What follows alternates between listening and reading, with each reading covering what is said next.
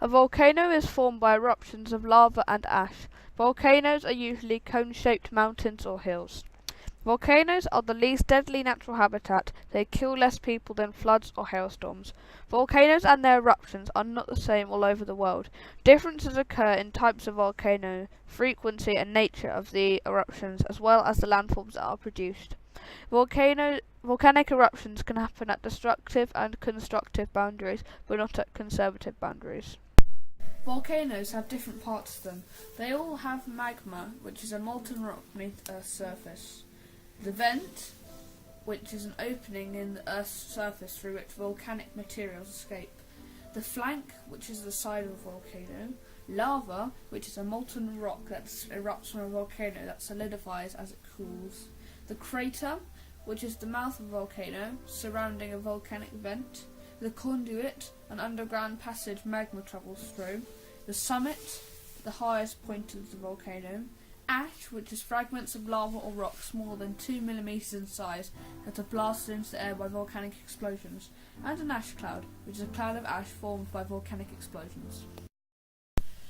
Why do volcanoes erupt then? Well, hot molten rock, or magma, is buoyant and will rise up through the crust to erupt on the surface. When magma reaches the surface, it depends on how easily it flows and the amount of gas it has in it as to how it erupts. Large amounts of gas and a high viscosity magma will form an explosive eruption. Small amounts of gas and or low viscosity magma will form an effusive eruption, where the magma just trickles out of the volcano. There are different types of lava produced. Basaltic lava, which is very runny, and andesitic lava, which is very sticky. These lavas produce different features. The type of magma in the earth creates different shapes of volcanoes. Volcanoes are extrusive landforms. One type of volcano is a shield volcano, or basic volcano. If the magma is runny, the gas can escape easily and there will not be an explosion. The magma just comes out of the mountain and flows down the sides. Shield volcanoes are shaped like a bowl or shield in the middle with the long gentle slopes made by the lava flows. Basaltic lava tends to come with shield volcanoes. It is primarily made of basalt, which is a rock found deep in the earth. Basaltic flows are the hottest and form pillar lavas. Examples include the volcanoes in Hawaii and Mount Etna. If the magma is thick and sticky, the gas cannot escape, so it builds up and up until it explodes, sending out huge clouds of burning rock and gas. Composite volcanoes are steep-sided volcanoes composed of many layers of volcanic rock, usually made from thick, sticky lava, ash, and rock debris. Andesitic lava can be found in the Andes and other North American mountains. Andesitic lava flows readily, but not as easy as basaltic lava. Eruptions tend to form composite volcanoes. Composite volcanoes are known as stratovolcanoes. Examples include Mount Fuji in Japan.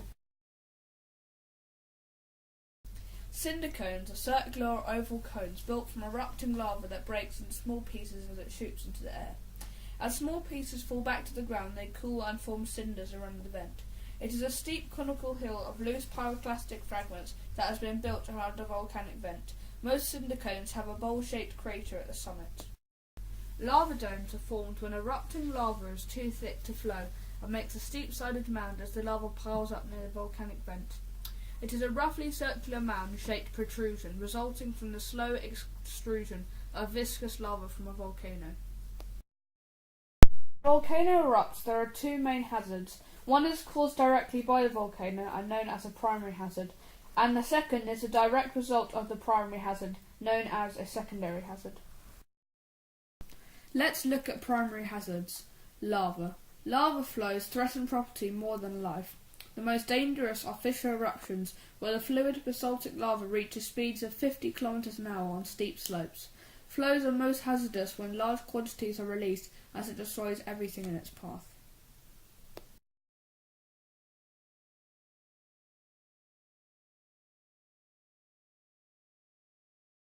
Pyroclastic flows. This is a mixture of hot rock, lava particles and ash bouncing along in hot gases. Temperatures can reach 700 degrees Celsius. It moves from the vent at high speeds and can extend up to 50 kilometers from the source.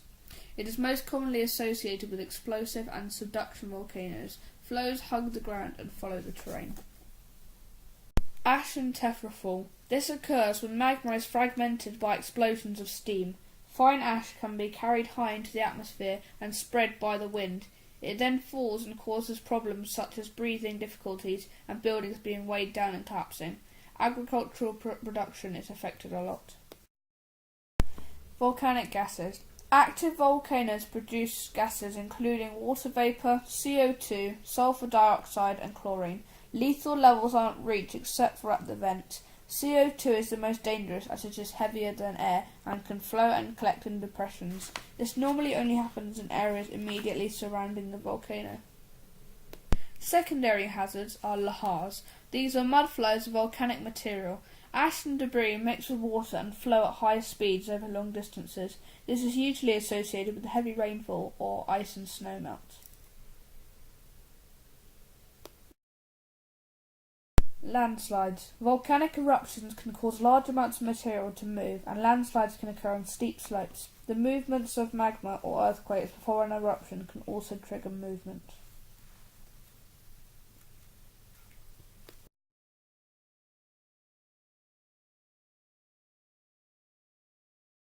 Tsunami. In some instances, volcanic material can interact with the sea, creating a potential tsunami. This is usually associated with island volcanoes. Jockle hops. For this to occur requires very specific volcanic conditions. They are usually rare, but a lot occurred last year in Iceland. It requires a volcano under an ice cap. The eruption then produces localized ice cap melting, which causes local flooding.